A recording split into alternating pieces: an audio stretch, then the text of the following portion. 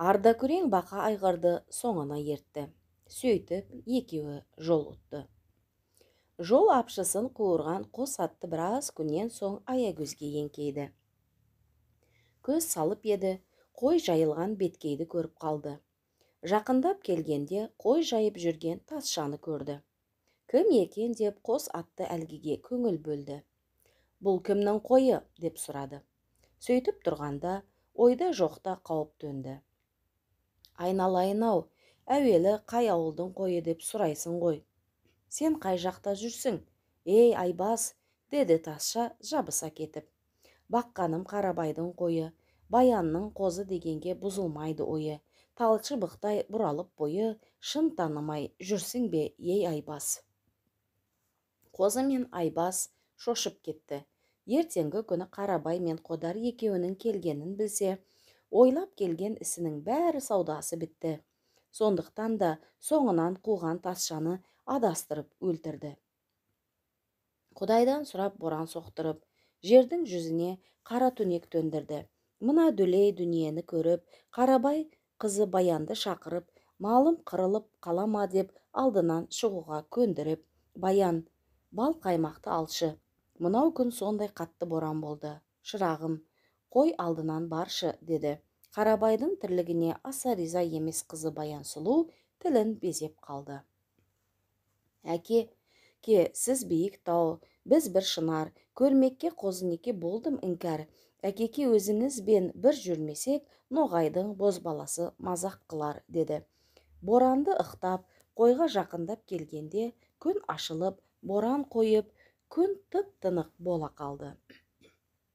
Табиғаттың тосын мінезіне таң қалған Баян, қыз қылшиып тұрып қалған сәт, қойдың шеттеу жағынан жүгіріп шыққан қоңыр қозы кәдімгі адамша сөйлеп қоя берді.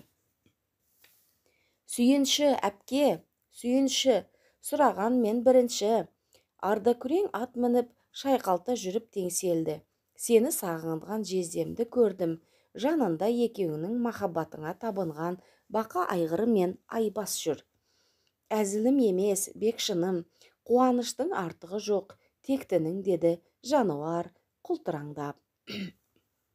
О дүние, қуанышқа бұл күне 4 аяқты жануар да үн қосады деген осы. Шынымен, бесікте жаным қосылған жарым, қозы көрпеш мені сағынып, Айбастан жақсы хабар естіп жеткен-ау, көрер күнге жеткізген құдайыма мың алғыс. Қандай жігіт менің маңдайыма жазылды екен. Осы бір сәтте жарқ етіп шыға келсе ғой. Сүйіктімнің бойы қандай екен, ойы қандай екен. Өңді жігіт болса ғой, ноғайлыға ұялмайтын, Қодар құлға айылымды жия алмайтын. Әй, қоңыр қозы, жездең саған қарады ма? Маған сәлем айттуға жарады ма? Таңдайыңнан шаңың шығып тұрушы еді, жүніңнен биязы тарады ма? Деді Баян сұлу қоңыр қозыға бұрылып. Деп сүйінші сұрағанда маған қарамай қиялдап кетті, деді ме, кім білсін. Қозы аузын бұртитып, жауап бермей сырғақтай берді. Әншейінде бетіне ешкім келе бермейтін ерке қыз суық тиген шыныдай шырт етті. Ашуын бетке шығарып, қолындағы елік сапты қамшымен 2-3 рет тартып жіберді. Қозы жатқан орнынан тұрмай, өкпелеп жатып қалды. Не істерін білмей, ыза болған Баян сұлу атына қарғып мініп, шауып ала жөнелді. Қарабай әкесінің қойы мұнша көп болар ма? Алды ауылға кіргенде аяғы шұбатылып, әлі өрістен созылып келеді. Ой прау, Қарабай әкем осы байлықтан жөні түзу бір шекпенде кимеде-ау деп күрсінді. Осы бір сәт қой шетіне еріп келе жатқан Тазша кездесе кетті. Айдай сұлу Баянын көрген Тазша қозы салған бетте шыдамай өлеңдетіп қоя берді. Баян жас, бал қаймаққа жаримысың? Жарыңды мендей болса танимысың? Атаңның атастырған жары кімді? Баян сұлу, қарашы, танимысың, деді қозы. Баян сұлу алғашқыда қозыны танымады. Тазшаның сауалына бұл да өлеңмен жауап берді. Сұрасаң менің жарым қозы көрпеш, мен Қарабай жалғызы Баян еркеш. Келер атты күн бар ма? Ойбай тәңір-ау, мен жарымды тілеймін. Ертелі кеш. Тас қозы баян қызға тіпті өршеленіп салғандай көрінді. Қойыңа мұнан бұрын келіп педің? Жарың мұнда келерін біліп педің? Жарыңның қай жерінде белгісі бар, бесікке бөлегенде көріп педің? Баян сұлу осы бір мақамынан кейін тас қозыға таңдана қарады. Ойпыр-ау, мына жігіт тасжаға тіпті де ұқсамайды ғой. Әлгінде қоңыр қозыны ерсі қылығы үшін бекерге жазаладым ба? Соның маңырағаны шын болып жүрмесін. Қалай өлеңдетеді өзі? Қандай белгісі бар еді деп сұрауын қара. Қозы көрпешім болып шықпасын бұл. Асықпа, Баян, аяғыңды аңдап бас. Мына жүрегім неге сонша қатты дүрсілдеп соғып кетті? Қуаныштан жарылып кетсе де мейлі. Сап-сап көңілім, сәл сабыр сақта. Сабыр түбі сары алтын. Жұмбағына жауап берсем не дер екен? Сағындым Құдай қосқан сүйген жарды, әкемнің жасты айырған бейлі тарды. Баба түкті шашты әзіз хабар берген, алтын айдар астында меңі барды, деді Баян сұлу. Осы сәтте адам біліп көрмеген бір жұмбақ әлем басталсын да кетсін. Жамылғысын киімін бөркін сыпырып тастаған қозы көрпеш құшағын аша алға жүрді. Сұлуым менің, мен сені таудан да іздедім, тастан да іздедім, көлден де іздедім, шөлден де іздедім. Тауда Баян деп жырлады, таста Баян деп сыр айтты. Көлде Баян деп толқыды, шөлде Баян деп сыңсыды, желде Баян деп желпіді, күнде Баян деп нұрланды, айда Баян деп қырланды. Сөйтіп аңсап іздеген сұлу Баяным, таптым ба сені, деп қозақ Баянын құшақтап, бетінен сүйді. Қауіптенсең міне, белгілі менің алтын айдар. Өтті ғой, сені іздеген жылмен мен айлар. Тілеуіме құдіретім жеткізді. Енді біздің бақытымызды байлар ешкім жоқ шығар. Баян сұлу үндемеді. Жанарын жанындағы жігітіне қадап, әсем бір ертегідей өмірге енді. Қозы көрпеш сұлудың айтқанына көнді. Екеуі ақылдасып, әзірге қозы әлгі өзінің келгенін білдірмей, тасша атанып қойға бағып, қыз Баянмен сырласуға белді бекем буды. Бәрінен қиыны сұлу Баянның бетінен уытпен сүйген орнына кетпейтін дақ тұрып қалды. Амалсыздан Қарабайдың ерке қызы қой шетіне алтын күйме құрдырып, елге көрінбей күн кешті.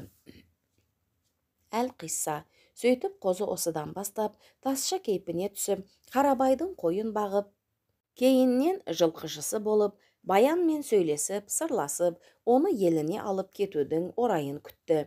Бұл бір қос ғашықтың емін еркін сайраңдап, көңілі хош, сарытап, сағынышымен ұмытып, мауқын басқан бір сәті еді. Өткен кеткенді елестетіп, сонау бесікке бөленіп, одан құйрық басып, еңбектеп, елестетіп, сонау бесікке бөленіп, одан құйрық басып еңбектеп, аналары қуанған сәттер қаншама. Киіктің лағындай, құлдырағандай басқан шағы, бірі-бірі туралы елден алғаш естуі, қуанышы, бәрі-бәрі айтылды. Әңгіме аяғы құшақтасумен, алысып ойнаумен өтіп жатты. Қимас құшақ, аппақ көңіл, мөлдір сезім құшағында жүріп, небір қиялға беріліп кеткен кездері де жиі кездесті. Алғашқыда бұл құпияны ешкім білмеді. Тасшаның ақ Баянмен жақындығының сезбеді. Бәрін бүлдірген Баян сұлудың өзі еді. Күндердің күнінде, көп күндердің бірінде, шолпысын сылдырлатып, тақиясын қисық киіп, тас қозының ұйықтап жатқан жеріне жетті. Жетті де жігітін оятып, бір қызықты ойлап кепті. Ойында жүргенді, оңда солды төкті. Ойламаған істі айтты. Ақтарды бір жайтты. Қозым-ау, бұл жүрісіміз жүріс емес. Білген адамға дұрыс емес. Екеуміз біріміз қалындықпыз. Ал шымылдық кәдесін жасамасақ, Құдай алдында мұнымызды ешкім дұрыс демес. Әке шеше қуансын, күйеу келді деп, қазан көтеріп, ас дәмдеп, жұрт шақырып, бір дәстүрлі кеңес жасайық. Сөйтіп артта қалсын, қосылуға бастау болар алғашқы белес. Бұл әзілім емес. Қозеке, енді әйелі бар жігіттерге теңес, деді сөз аяғын әзілдей бітіріп. Қыз шақырса қай жігіт шыдам қылсын, қол ұстасып Қазақ үйге дұғасын айтып аттап кірді. Алтын айдар белгісін жазып еді, шам жаққандай жарық қылды қараңғы үйді. Бұл өмірдің қызығы. Күйеу мен қалыңдықтың қол ұстасып бір жүргені, жүрегіндегі ақ сезімін бір-біріне білдіргені. Пәк ниет, қамқор жүрек керек болса, жігітте қызды қорғар білек болсын. Адал ниет, қызу құшақ қалыңдықтың еншісі.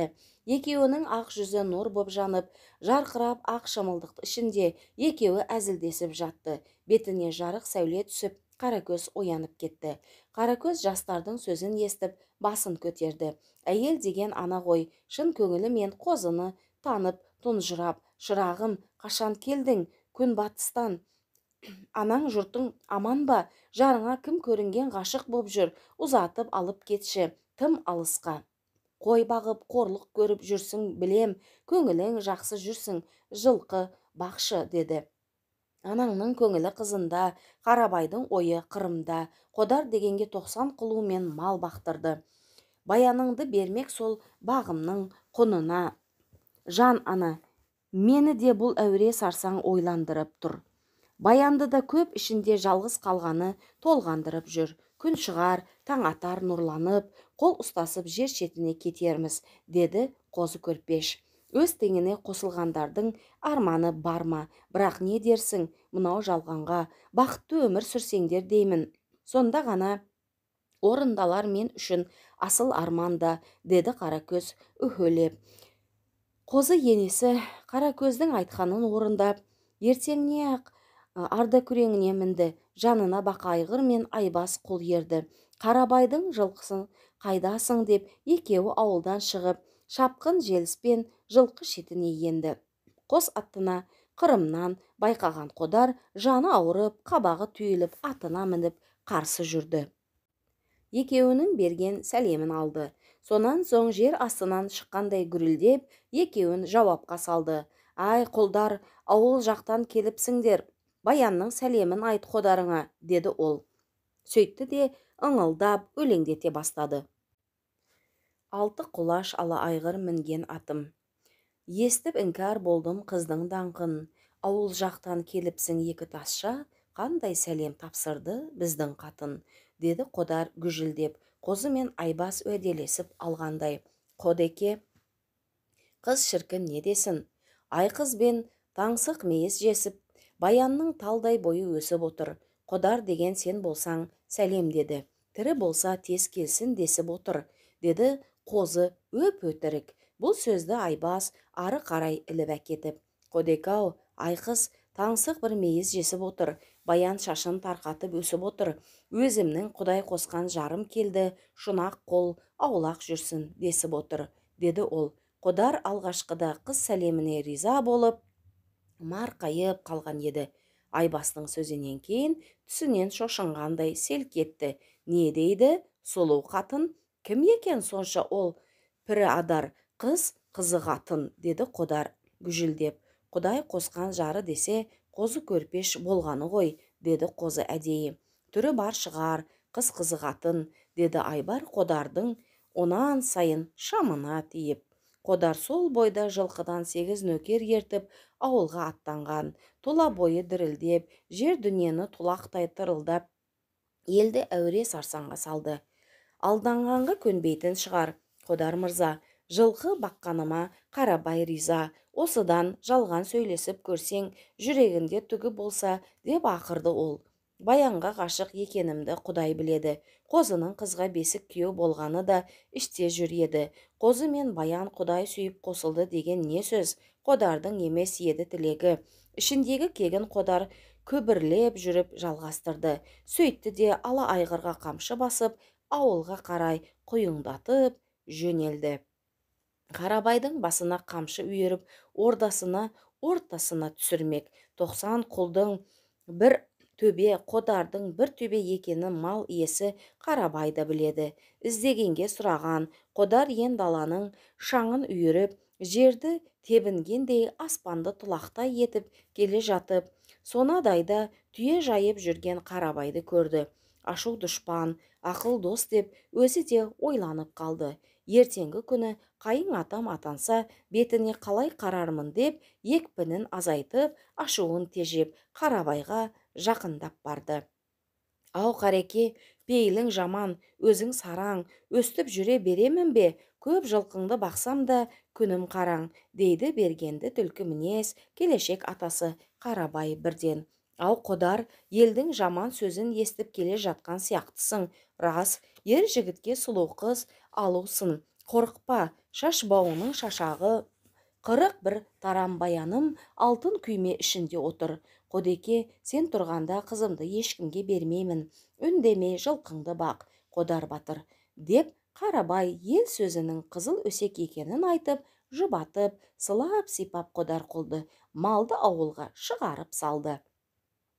Өрекпіп келген Қодар қол мәз боп қалды. Сонымен күндер өтіп жатты. Қодар қозы Айбас Қарабай байдың жылқысын бақты. Қодар қолдың бабын тауып, апта аралатып, көрпеш ауылға кеп, баянмен ойнап күлді. Қыс қыстауда, ен далада жайылған Қарабайдың малы аман, өзі болса той-тойлап, шалжиып, ноғайлыда жатты. Уақыт бір орнында тұрған ба, қыс өтіп көктем келді. Сай-саланы суға толтырып, ен даланы гүлге бөлеп, көк шығарып, қара суықсыз жайма шуақ жанды жадыратып келді. Өкпеге соғып, қозысы төлі тоңып, көгі суықтан нашар өнгеннен Құдай сақтасын.